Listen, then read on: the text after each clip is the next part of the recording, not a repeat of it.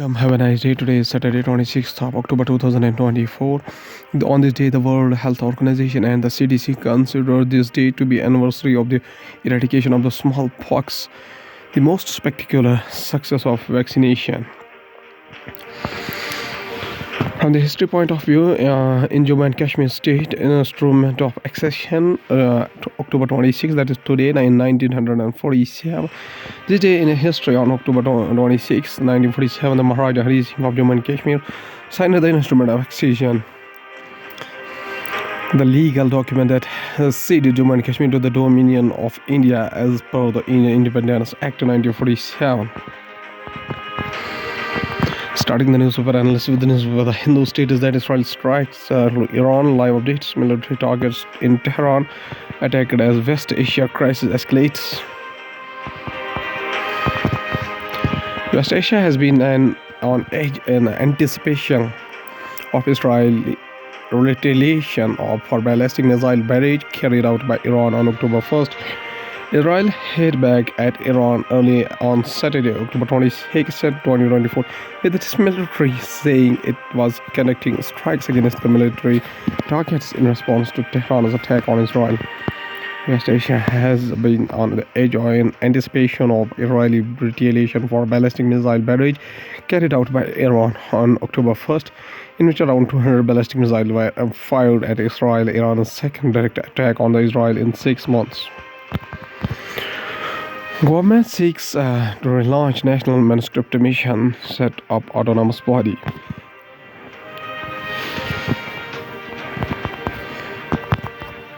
Presently, NMM is a part of the Indira Gandhi National Center for Arts. The new body, likely to be named the National Manuscripts Authority, will be an autonomous entity under the ministry. The Union Ministry of Culture is set to revive and relaunch the National Mission for Manuscripts (NMM), and is mulling the formation of an autonomous body to help preserve ancient texts in India. Presently, NMM is part of the Indira Gandhi National Center for Arts. The new body, likely to be named the National Manuscripts Authority, will be autonomous entity under the ministry, sources told The Hindu.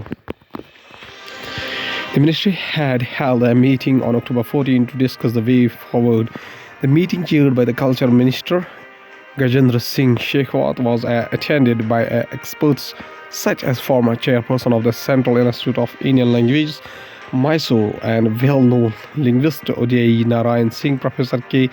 Ramasubramaniam of IIT Bombay, M.A. Alwar of the Samkriti Foundation, Sudhu Gopal Krishna, founder and director of NMM, Chaman Krishna Shastri, chairman of the Bharatiya Bhasha Samiti, and Srinivasa Varakeri, vice chancellor of the Central Sanskrit University, Delhi. The expert group also included a program manager from Google Arts and Culture. The meeting took stock of NMM's achievements since its establishment in 2003. Mr. Singh told The Hindu the NMM informed that till date, metadata of 52 lakh manuscripts has been prepared and roughly over 3 lakh titles have been digitized, he said. However, only 1/3 of them have been uploaded. Going towards the Hindustan Times News, first states that Prime Minister Modi, Germany's scholars discuss India's role to end a Russia-Ukraine conflict. German Chancellor Olaf Scholz and Prime Minister Narendra Modi at a joint press conference at Hyderabad House in New Delhi on Friday. New Delhi, India and Germany on Friday unveiled agreements to ramp up cooperation in defense and security, emerging technologies, and migration and mobility as Prime Minister Narendra Modi and Chancellor Olaf Scholz held up the bilateral strategic partnership as a crucial for ensuring a free and open Indo-Pacific. The two leaders jointly chaired the biannual intergovernmental consultations (IGC), a framework that has ministers from both sides holding discussions in their respective areas to prepare a roadmap for collaboration over the next 2 years. Efforts to end the Russia, Ukraine, and Israel-Hamas conflicts also figured in the talks, officials said.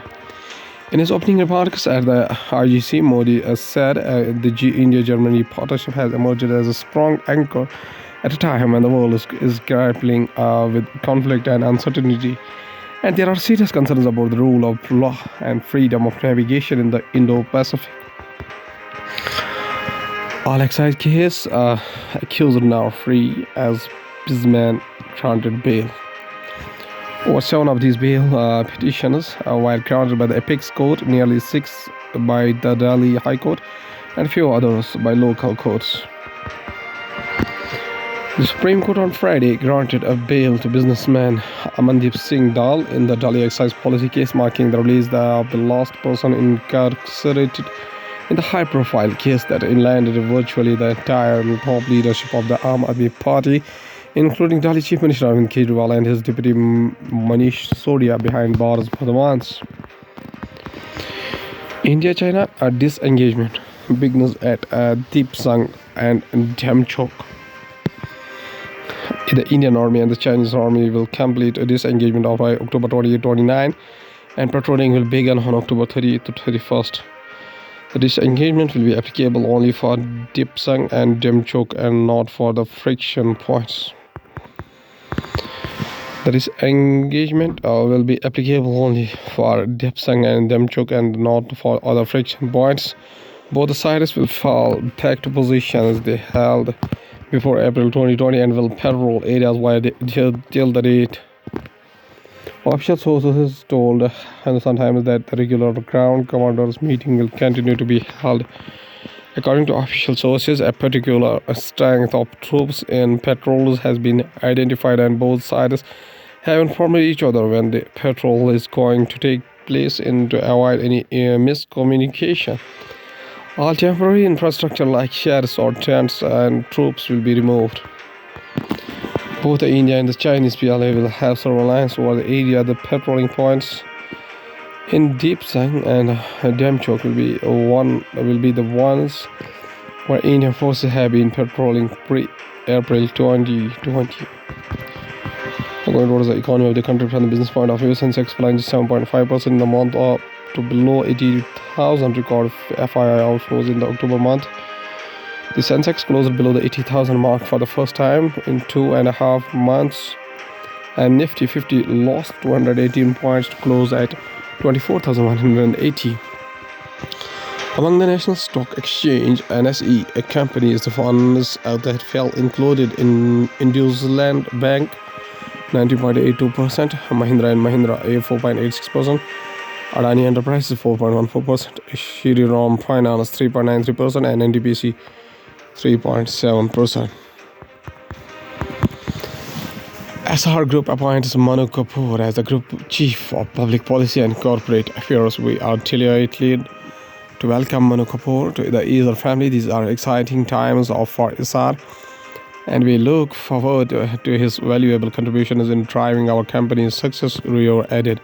Kapoor, who brings over the decades of specialized experience in working with the corporations and governments, has managed brands across the Middle East, Africa, and Central Asia, Russia, CIS, Eastern Europe, Baltics, and Asia.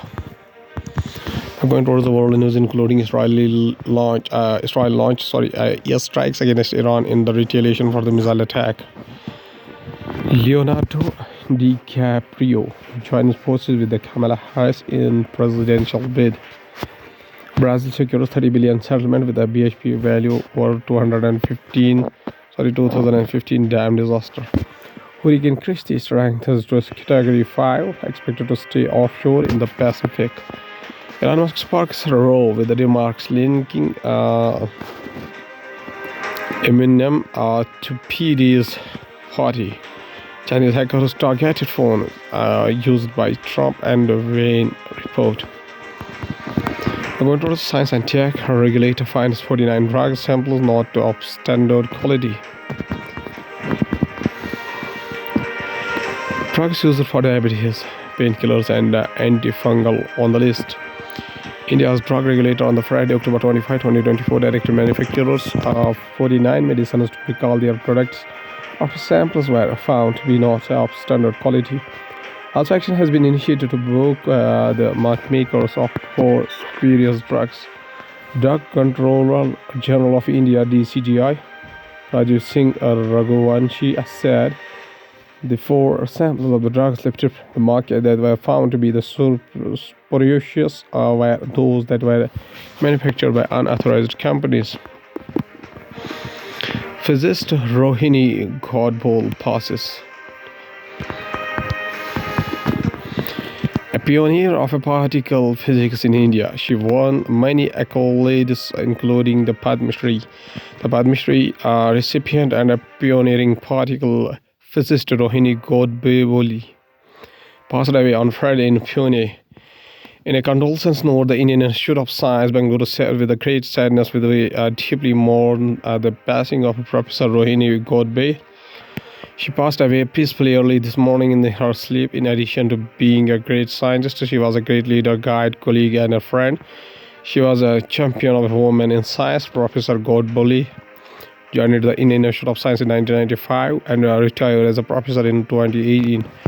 She won many accolades and awards, including the Padma Shri and the Ordre National du Mérite from France, and had a membership of various academies. Professor Godbole also served on various advisory committees to governments in India and abroad. Indian Space Research Organization ISRO DBT Inc. a deal to conduct biotechnology experiments in the space station. ISRO Chairman and Secretary Department of Space S. Somnath.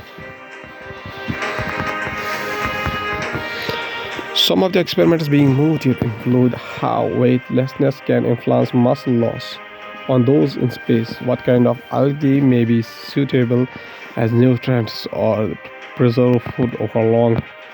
The Indian Space Research Organization and the Department of the Biotechnology DBT have inked an agreement to design and can conduct experiments which will then be integrated into the forthcoming Bharatiya Antariksh Station BAS, India's proposed indigenous space station.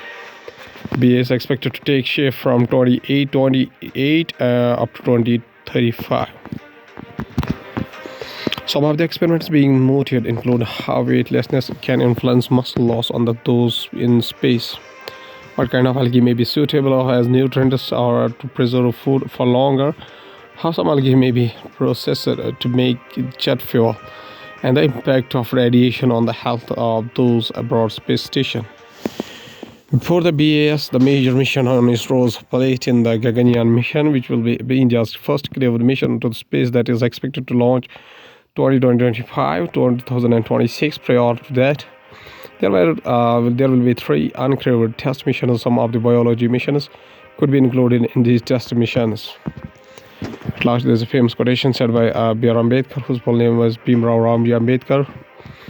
Birth anniversary 14th of April 1891 up to 6th December 1956. Was an Indian jurist, economist, social reformer, and the political leader who headed the committee drafting the Constitution of India from the Constituent Assembly debates. Served as the Law and Justice Minister in the first cabinet of the Jawaharlal Nehru and inspired the Dalit Buddhist movement after renouncing Hinduism. After graduating from Elphinstone College, University of Bombay, Ambedkar studied economics at Columbia University and the London School of Economics, receiving doctorates in 1927 and 1923 respectively, and was among a handful of Indian students to have done so at either institution in the 1920s. He also trained in the law at the Gray's Inn, London. In his early career, he was an economist, professor, and a lawyer. His later life was marked by his political activities. He became involved in the campaigning and negotiations for partition, publishing journals, advocating political rights and social freedom of Dalits, and contributing to the establishment of the State of India. In 1946, he converted to Buddhism, initiating mass conversions of Dalits. In 1990, the Bharat Ratna, India's highest civilian award, was posthumously conferred on the Ambedkar. The solution Jai Bhim, used by the followers honors him. He is also referred to by the nickname Baba Sahib, meaning the respected father. Dr. B.R. Ambedkar says a very famous quotation. He said that if you believe in living a respectable life, you believe in self-help, which is the best help. Okay, thank you.